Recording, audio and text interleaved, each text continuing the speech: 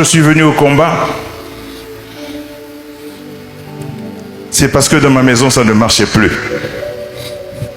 Ma femme avait presque envie de divorcer. Elle en avait marre de mon comportement. Il n'était pas très sage. Il était un vrai païen. Mon gars là, Alingi Bassi, Alingi dépense, Kobiba, boîte de nuit du lundi au dimanche, elle en avait marre. Elle, pendant ce temps, elle aimait Dieu à l'église catholique. Moi, je me moquais d'elle. Moi, j'étais communiste. Donc, l'église, c'est l'opium du peuple. Alors, à la naissance de notre dernier enfant, il décide d'aller accoucher à Paris. Son intention, c'est de rester. De me laisser faire ma pagaille. De se déclarer femme seule ou abandonnée. Moi, je ne savais pas. Quand j'apprends ça, je suis catastrophé. J'aime ma femme. Je tiens à mon mariage. Je suis touché. On en est là. Mais je suis conscient que je me comporte mal, mais je ne sais pas comment arrêter. Je ne sais pas comment arrêter. Comme ça ne suffisait pas, Dieu a permis que j'ai des problèmes d'argent. Graves. Et je n'avais pas l'habitude d'avoir des problèmes d'argent. Je ne comprenais pas ce qui m'arrivait. Ça ne suffit pas. Dieu a permis que j'ai des problèmes avec mes amis. J'avais une bande d'amis. Tous les jours, c'était maintenant des problèmes. Je sentais l'animosité. Mais qu'est-ce qui se passe? Ça ne suffit pas. Dieu a permis que j'ai des problèmes au travail. Pas de promotion, alors que tout le monde disait, toi intelligent, mais nazo matate. Je voulais aller en France en expatriation comme tous ceux qui étaient considérés comme compétents. Je n'allais pas. Entre-temps, je suis chef de service, je commande des blancs, 150 personnes, mais les échelons, là, ils ont mataté. Aller en formation, compliqué. En expatriation, compliqué.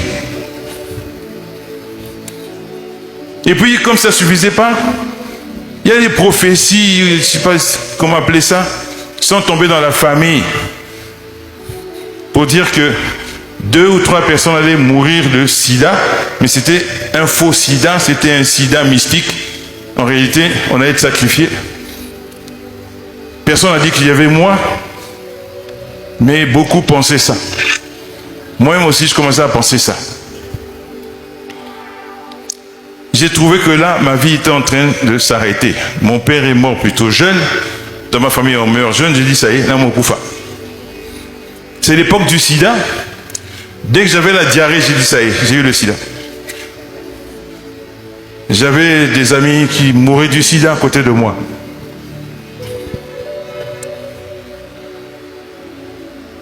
Je ne comprenais pas ce qui m'arrivait. C'était la première fois que j'avais des problèmes aussi importants. Ma vie a toujours été plutôt, comment dire ça, plutôt bonne. J'ai fait de bonnes études, j'ai eu du travail sans problème, j'ai cadre chez Elf, j'habitais en ville, donc ça allait la vie. J'étais marié, j'avais des enfants, je faisais ma fête, j'ai joué le beau gosse, toujours bien habillé, sapé, voiture climatisée, à écouter le zouk très fort.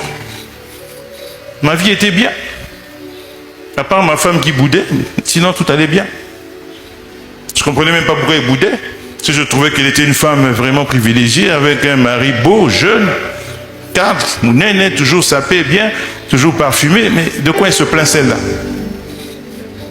Passer des vacances en France chaque année, parce que ma femme est commerçante, une femme d'affaires, donc elle avait de quoi faire. Moi j'ajoutais un peu, j'ai dit, mais de quoi elle se plaint? Je ne comprenais pas.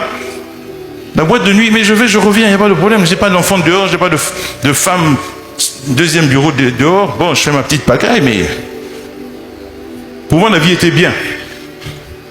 Mais là, pour la première fois, un faisceau de problèmes. Mais qu'est-ce qui m'arrive? J'étais convaincu, je dis, ça y est, je vais mourir. Parce qu'il y a trop de problèmes.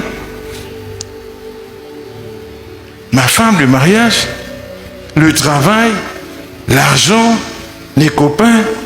J'avais des doutes sur ma santé. Je dis, mais qu'est-ce qui se passe? Et c'est là que Dieu commence à me parler par différentes personnes qui me disent, Dieu a besoin de toi. Je dis, ah ben Katouka. Vous, ben qui a si quand zam ngeta ben ngena kimao. Ben la kismu chrétien mosia wa ke luta munu na mbongo na kitoko na kulwata na voiture na inzo yanke wa côté. Allez, laissez-moi ça. Je reçois un voyant une fois. Il vient chez moi pour ma soeur qui avait des problèmes, Maman Bouiti, qui était pour elle. Maman Yvette Bouiti. Un voyant catholique est venu à la maison. Après, maintenant, il a vu des choses sur moi. Voilà, quand je me lave, il faut que je mette l'encens. Avant d'aller au travail, je dis, mais il est fou. Moi, je ne peux pas me passer de parfum. Je vais mettre l'encens. Je vais dire ça comment? Et puis, quand il a fini de dire ça, j'apprends qu'il est sentinelle. Je dis, oh, lui,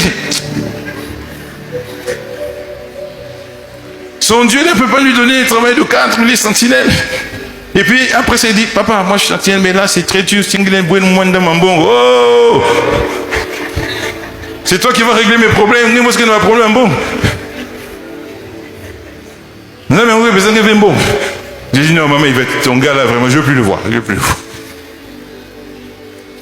Il voulait que j'ai des bougies aux quatre coins du lit. J'ai dit, non, ça c'est, non. Des bougies rouges, bleues, de Saint-Michel, de je ne sais pas quoi. J'ai dit, ah non, jamais. Dieu m'a préservé de ça. Mais ça n'allait pas.